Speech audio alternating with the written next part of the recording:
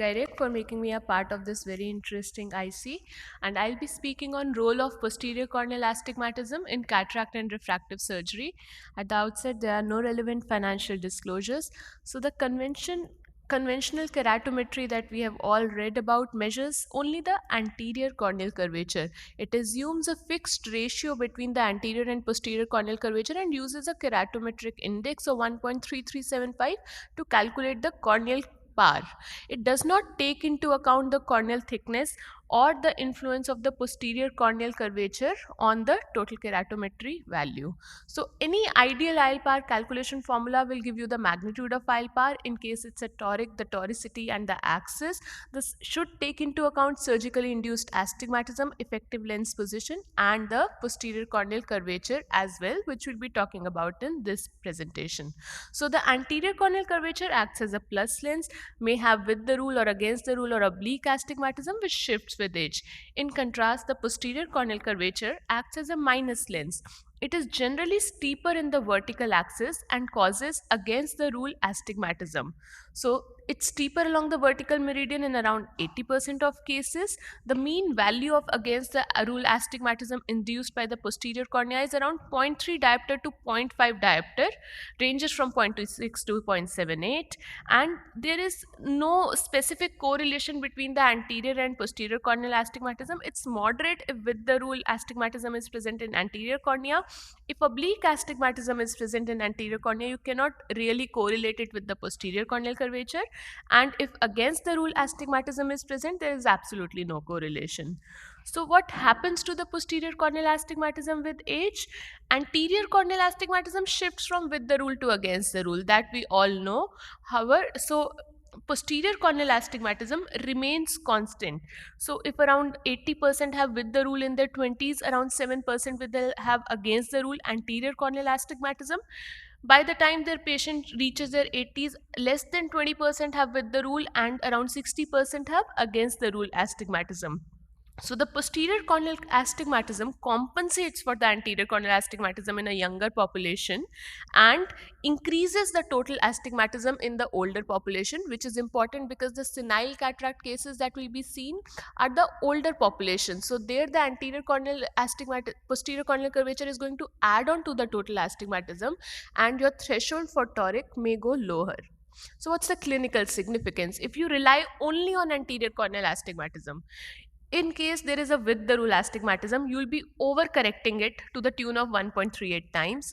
If there is against the rule astigmatism, you will end up undercorrecting to the tune of 0.65 times. Does it matter in our normal routine cataract surgeries? Not so much. However, now we are moving from visual acuity to precise visual quality as well. We are increasingly implanting premium IOLs. They are not tolerant to any residual astigmatism. So this assumes higher significance in premium IOLs because our cataract surgeries are more of refractive surgeries nowadays. So then you have to take into account the posterior corneal curvature. Then again, post-refractive surgery cases, post-RK, post-LASIK, ectatic corneas, there is an altered relation between the anterior and posterior corneal curvature. There again, the normal ratios and assumptions do not hold true, and you have to have devices or nomograms that take into account the posterior corneal curvature.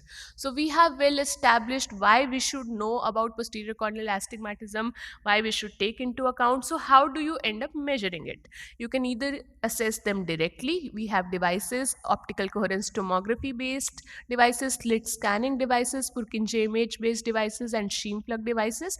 One of the few examples are Pentacam, ILMaster 700.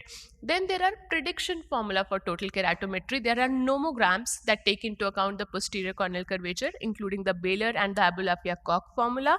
Then the calculators also account for it. The Barrett toric calculator, Barrett True K that is given, and various other online calculators. In fact, all the major companies that give toric IOLs, they also have incorporated either one of the newer formulas or some method to estimate the posterior corneal curvature. So IL Master 700 incorporates telecentric keratometry and swept source OCT to provide a total keratometry value encompassing both the anterior and posterior corneal curvature. So the posterior corneal surface is directly measured with swept source OCT.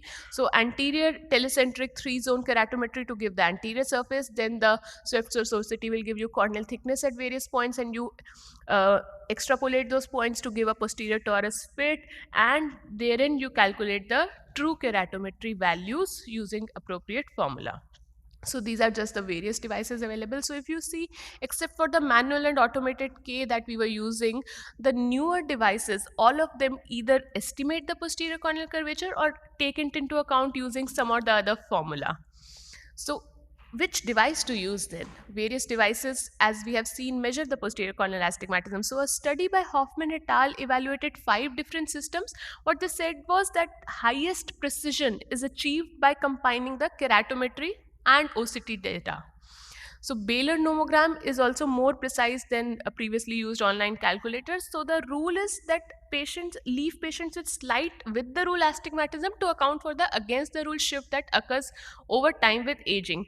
So this is the nomogram for lenses. So if you have with the rule astigmatism, your threshold goes higher till 1.7.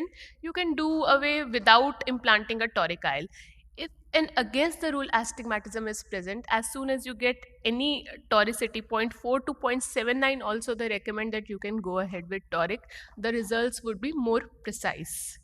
So this is a Barrett toric calculator that takes into account both the effective lens position and posterior corneal astigmatism.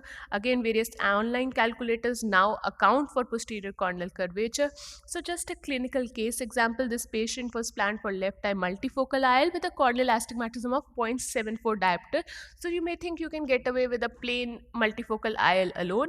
However, when you look at the true K values, it's a 0.89 diopter. So you cannot really leave alone even this minor astigmatism in a case of premium IL, as we saw with the previous speaker, glares, halos, etc. can be seen after surgery. There'll be more. Patient dissatisfaction will be more.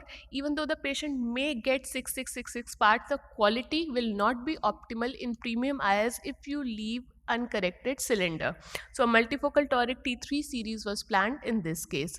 So it's not necessary to accurately measure the posterior corneal curvature with one of the devices. You may not have all the devices. What's more important is you have to compensate for it. So what Ferreira et al. Observed was that directly evaluating the total corneal power for toric IL calculation was not really superior to estimating it using formulae and nomograms. So do not be disheartened if you do not have all these newer devices. You may say that my practice runs on keratometry alone. There are a lot of online tools available.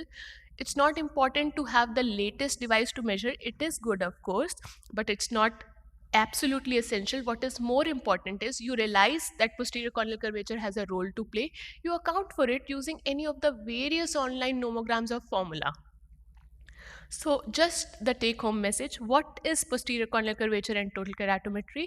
It's an against the rule astigmatism, 0.3 to 0.5 diopter in magnitude, that remains more or less constant with age. The total keratometry takes into account both the anterior and posterior corneal toricity. Why to measure it? To avoid IL power calculation errors. It leads to not taking it into account leads to overestimation of with the rule and underestimation of against the rule astigmatism. How to measure it? There are devices that will measure the posterior corneal curvature, predictive nomograms and formula. Either method is acceptable, just do not ignore it. Thank you for a patient hearing. Wonderful, Dr. Manpreet. So I think the last slide summarized, the importance of PCA. Just to summarize, do you think, so what is the take-home message? Posterior corneal astigmatism, yes, no? Is it very important? So even if I don't have a tool to measure it, I can still do Yes, of course. justice to my patient. So that's, I think, an important message to people here, that not only in cataract, even in refractive surgery, the talk about PCA in customized treatments, customized LASIKs. I think something we've also published, on the role of posterior corneal astigmatism, even in customization and refractive surgery. Well, it's a plus minus. It may not have that an important role. So I know groups in US and many other places are talking about PCA and importance of PCA, and I think she very well sequentially spoke about how you categorize, what instruments you use, and where and what is the understanding of PCA in our premium IOL practice. So, any comments from anybody in the audience? If not, we can take the questions at the end of the IC. All right, so I think we'll move ahead. A great honor, privilege to introduce Dr. Dishita. Dishita works with us at Narayan Netralaya. She is a cataract and refractive surgeon.